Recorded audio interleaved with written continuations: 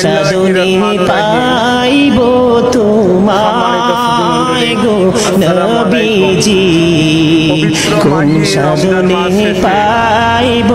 তোমায়, কোন সাজনে পাইব তোমায় গো জি, কোন সাজনে পাইব তোমায়। ও নবী রাখালিয়ার বেশে মা খাদিজার দেশে গো বকরি চড়াইতেন জঙ্গলায় গো নবীজি, কোন সাজনে পাইব তোমায়, বলেন কোন সাজনে পাইব তো